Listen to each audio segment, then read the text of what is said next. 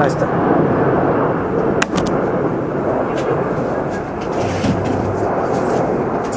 Ya da la bienvenida. ¿Qué tal? Pues estamos aquí de nueva cuenta en las oficinas de Psicología Política, en esta lindísima tarde chilanga.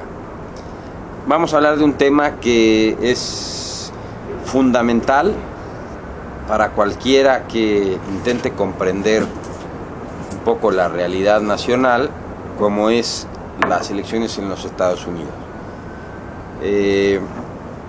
Hay muchísimo debate en torno a la definición de las candidaturas. Por una parte, la irrupción de un magnate de la construcción en el lado republicano, y por la otra, pues la figura, pues podemos decir emergente, de Sanders frente al tótem de los demócratas, como es Hillary Clinton.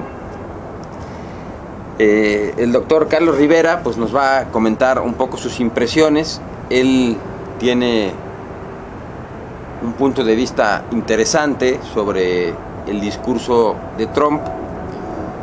Entonces, bueno, pues vamos a escucharlo. Mira, gracias, David.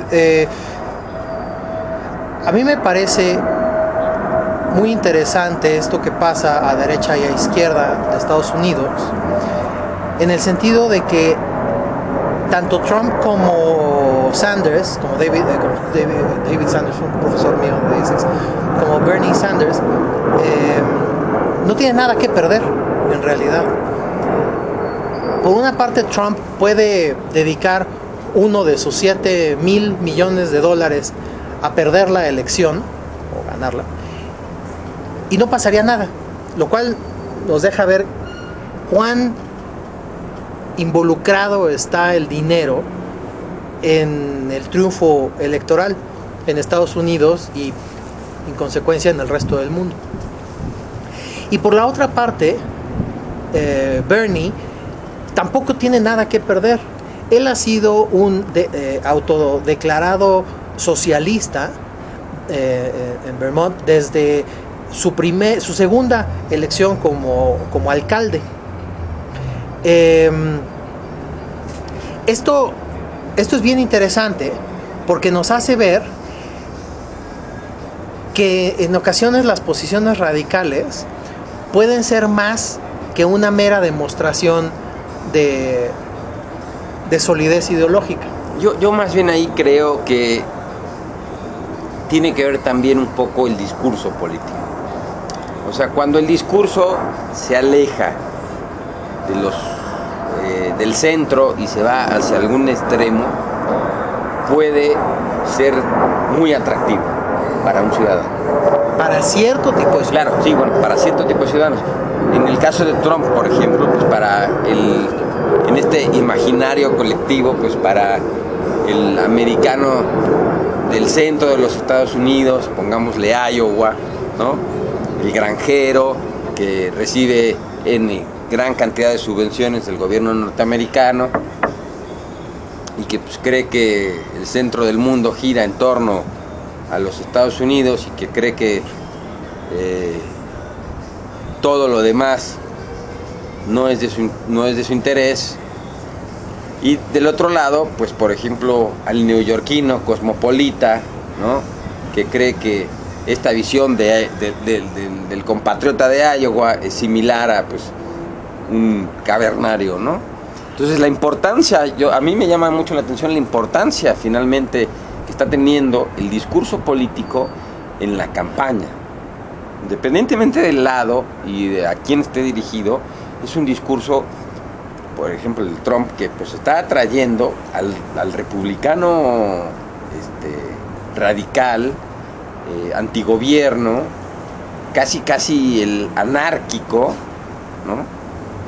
Y por la otra parte, pues un discurso completamente socialdemócrata, como el de Sanders, que atrae pues a la élite cultural de los Estados Unidos. Fíjate que hay muchos estudios en psicología política que demuestran que cuando hay una situación de amenaza social, real o imaginaria, las posiciones de centro tienden a ser más atractivas que las posiciones radicales a derecha o izquierda. Es decir, que los radicales apelan, responden, se dirigen, le hablan a un votante que ya de suyo está convencido, pero que el verdadero cambio se encuentra en el centro. Y lo podemos ver en el caso mexicano. El candidato Peña Nieto utilizó un discurso centrista, de unión, de acuerdo, en un entorno de amenaza, de crisis, de muerte, de miedo. El candidato en Inglaterra se corrió de la derecha hacia el centro, aunque después volvió a la derecha, y ganó las elecciones. Sin embargo, lo interesante tanto de Trump como de Sanders sería distinguir, tener un bisturí para separar y saber qué tanto es una cosa real, es decir, una cosa que va a tener momentum, o que es, para decirlo en buen español, una llamarada de petate. Eso sería lo interesante. Y lo cierto es que tú, yo, el New York Times y ellos mismos, lo único que podemos hacer es especulaciones más o menos informadas. Ellos supongo que más que nosotros, pero pues ese es el chiste de esto, ¿no? Sí, y hay algo también que tiene que ver con la visión del país, ¿no?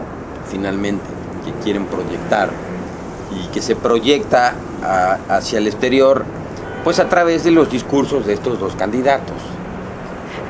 Siempre está la cara amable hacia el exterior.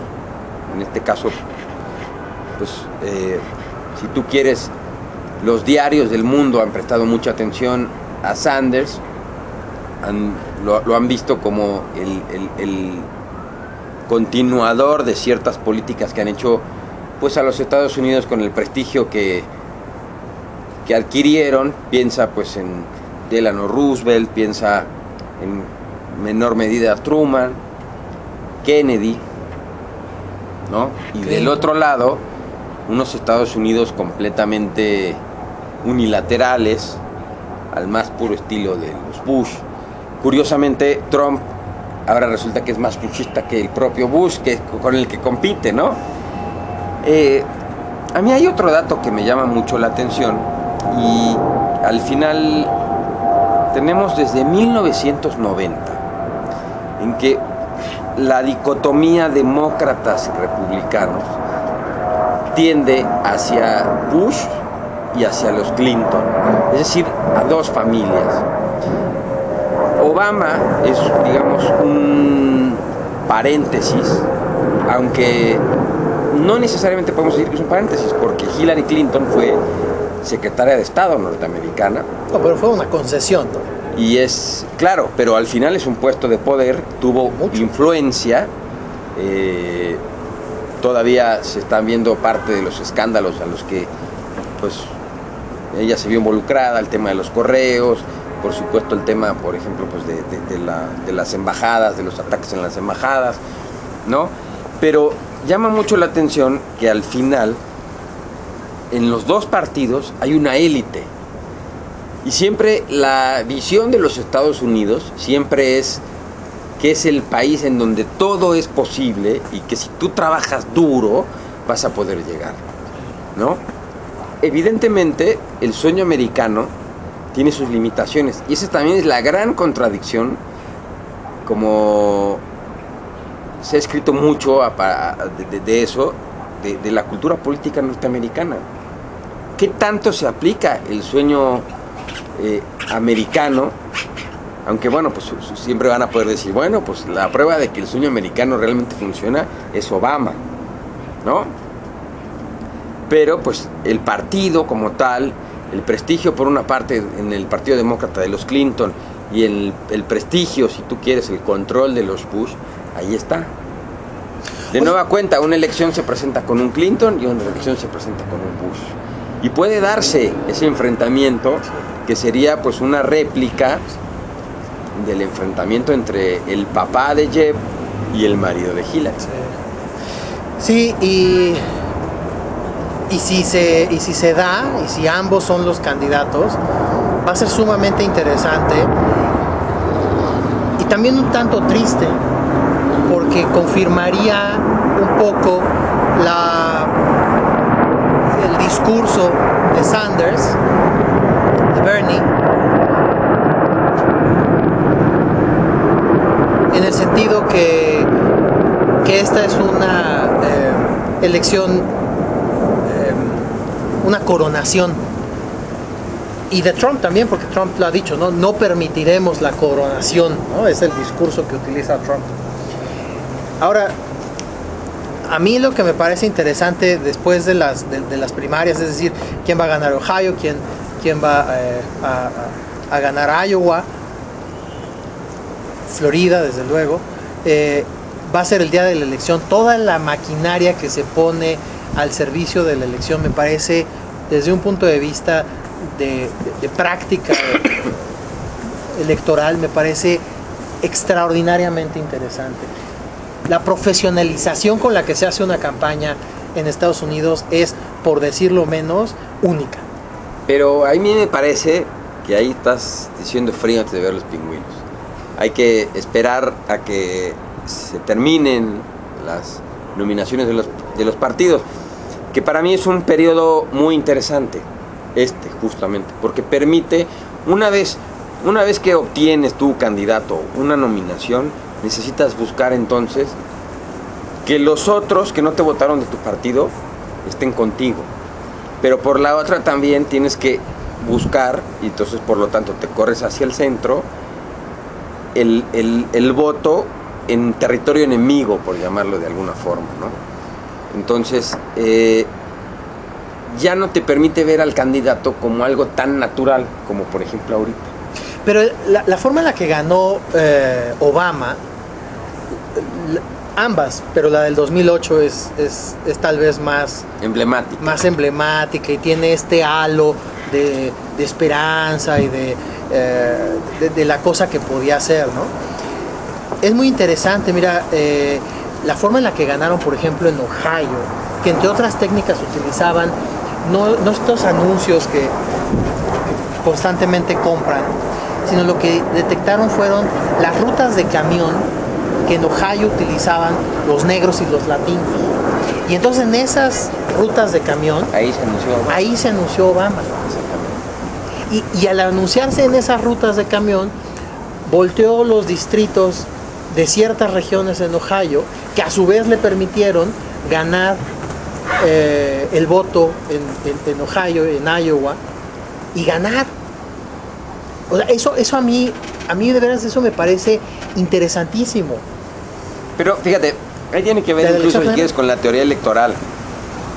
Y muchas veces se dice, y es donde por eso yo siempre digo, y es algo muy importante, en una elección tienes un cierto conocimiento previo, y tienes un cierto conocimiento pues que te da, si tú quieres, que el partido ya compitió.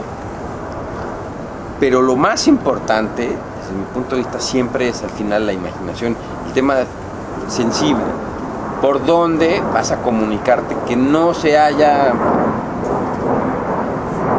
explorado y que puede funcionar y puede además hacerte pues más atractivo ante tu masa electoral.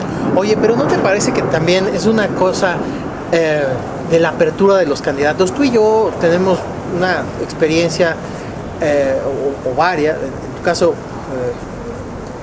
muy interesantes, en la que los candidatos y sus equipos se cierran a esa innovación que estás tú mencionando, que les permitiría ganar, y no permiten, coartan, limitan, segregan la innovación electoral que les permitiría ganar sin dejando de lado esta cosa de las despensas y comprar votos y eso habla siempre bien te va a quedar esa duda, siempre te va a quedar esa duda de qué podía haber hecho o qué podía haber pasado si te si te llegan a decir, órale, va, siempre te va a quedar.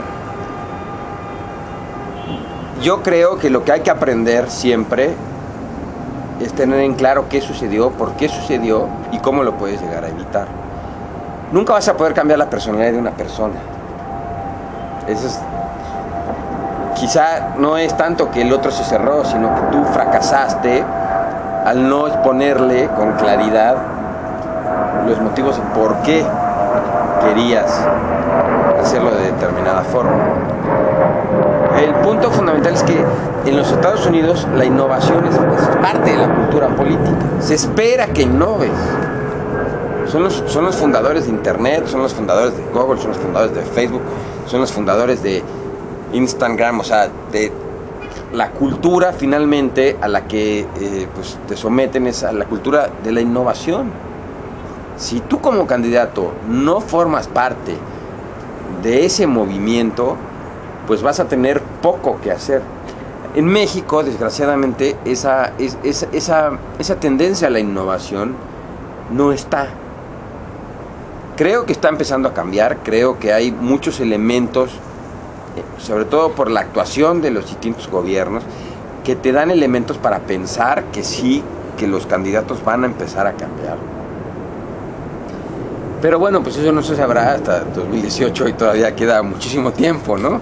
Entonces, y ahorita, fundamentalmente, como yo te decía, en el tema particular de los norteamericanos, a mí me parece que el punto fundamental ahora es intentar entender el discurso, porque creo que es cuando están más sueltos, es cuando son más libres.